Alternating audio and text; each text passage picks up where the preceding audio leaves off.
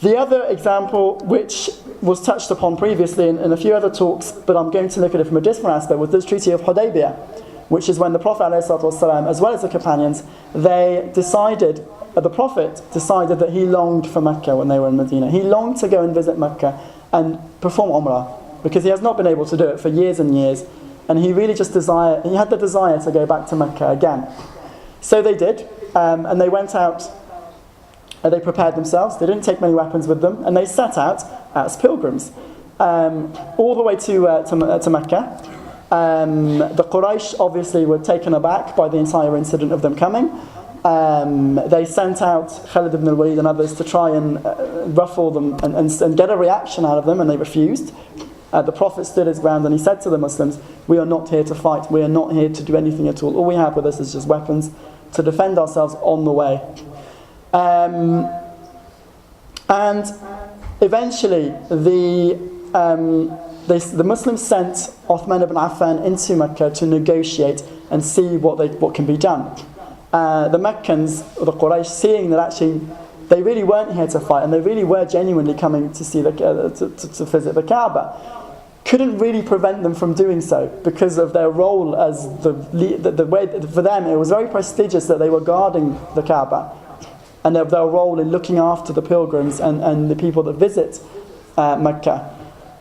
So the best solution they could come up with to put the Muslims off, call it a minor victory if you want, was to ask them to come back again next year, but nothing for this year.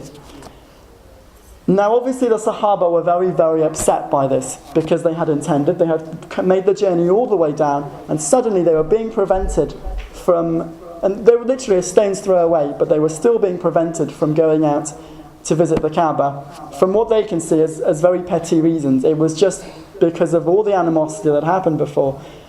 And a lot of Sahaba showed their discontent. They were not happy, they were pretty angry about it. But what ended up happening was the Prophet negotiated, as part of the deal, a treaty, or the treaty, or Sulh of Hudaybiyah, that was agreed upon at the time.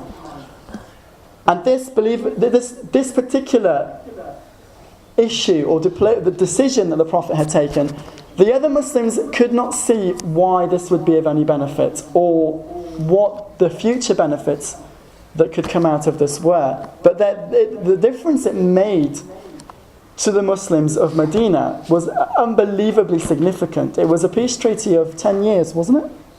10 years that was taken between the Muslims and the Quraysh, and any of the allies of Quraysh could not attack the Muslims, and any of the allies of the Muslims likewise could not attack the Quraysh. And it involved all the different parties. So over a long period, it was very beneficial to Muslims, because this was now, after the Battle of Uhud and Al-Khandaq, this was the first time that the Muslims actually had a period of time where they were not under a threat of attack. And this is again the insight of the Prophet ﷺ, that he could see beyond the everyday today, the next week, the next month, the next year. He could see beyond in the future. This was the problem that the Muslims had. They were always in constant fear of being attacked. They always had to be slightly ready for war. Suddenly, the tables have completely changed. And the Muslims can actually live as normal citizens and practice what their strength is more than anything, which is da'wah, through the actual practice of Islam. And you will see that this is the period of time that the number of Muslims increased significantly around the entire Arabian Peninsula, and the call to Islam to all the neighbouring areas, and the number of people who accepted Islam was absolutely humongous, because now the Muslims could go out, delegate, and they can concentrate on talking to people and explaining to them what their religion is without using their swords to defend themselves all the time. Again, you've all seen, hopefully, The Message, the film. You've seen the incidents where the different delegates were sent on horsemen to the different leaders at the time. And yes, that's what happened. And it made a big significant difference. Try and imagine the scenario where you are a brand new community. You're literally a brand new community that's starting out. You've got a humongous superpower, which is the Byzantiums, or the Roman Empire. And then you've got the Persian Empire, which is the other superpower. and you've got the Habasha, which is the Abyssinians, which again is the big Christian superpower there as well. And you as Muslims are pretty, as far as they're concerned, pretty insignificant. You don't really mean much to them. You're an extreme tiny minority, and you are nothing compared to them.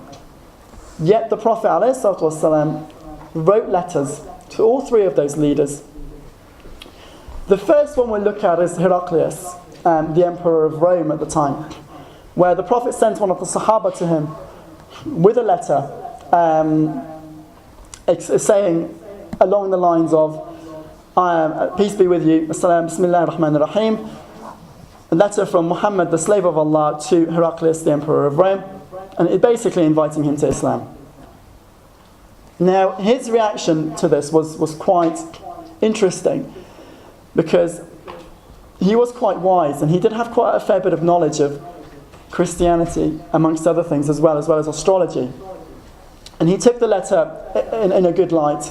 And in fact, when, and this story is related by Abu Sufyan, when Abu Sufyan, as well as a couple of others from Quraysh, were doing some trade in that particular region, they were summoned to Heraclius, who gave them a very lengthy line of questioning about the Prophet ﷺ, to establish whether he really was telling the truth, and whether all these signs of prophethood that have existed in prophets before stood true with the Prophet, amongst things like his truthfulness, his trustworthiness, how he treated the people around him, what was he like before he started calling his message, what sort of background did he come from, were there any other kings from his family, and it was a lengthy line of questioning. And he had threatened Abu Sufyan before, saying to him, I do have people who may possibly know the answers to these questions sitting here as well. If you were to lie to me about the answer to any of these questions, then you will be punished severely.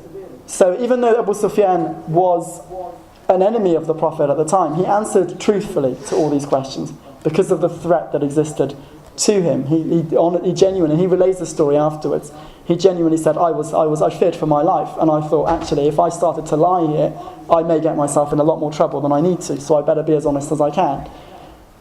And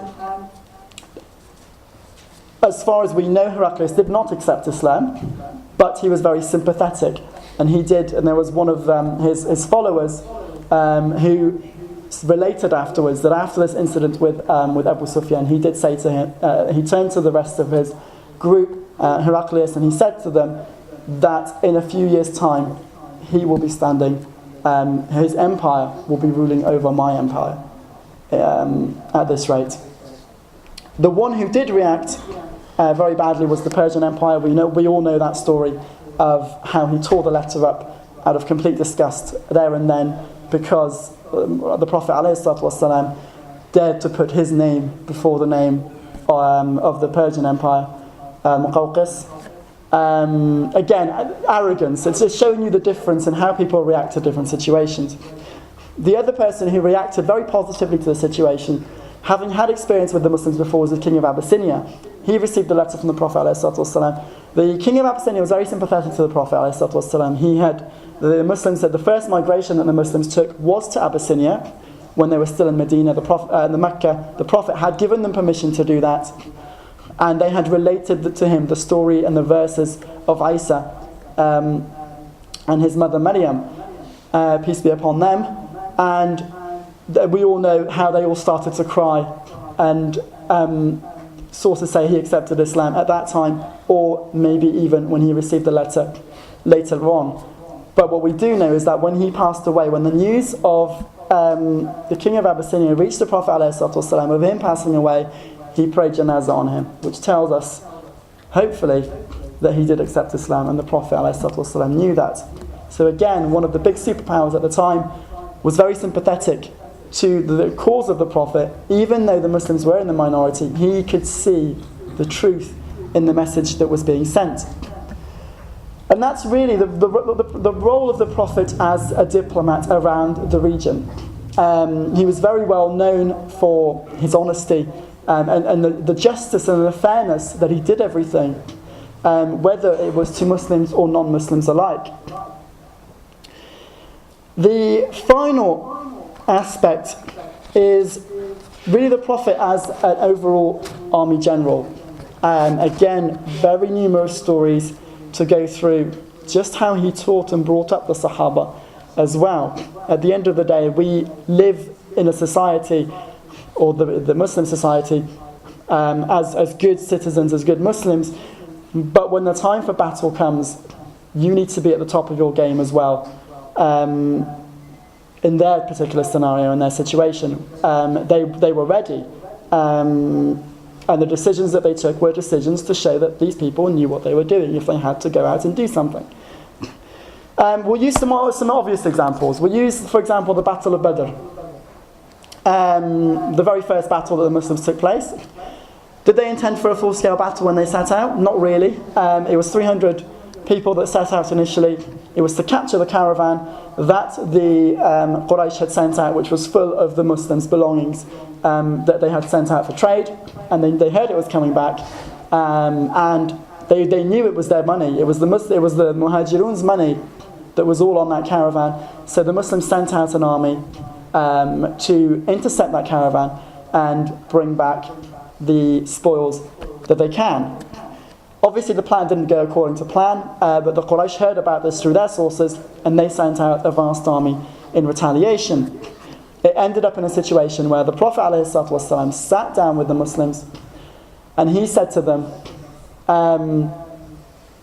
as they were out already, he explained the situation to them. And this is a combination of the Muhajirin and the Ansar. And there's two stories we can delve from this. The first story, again, is delving on his diplomacy.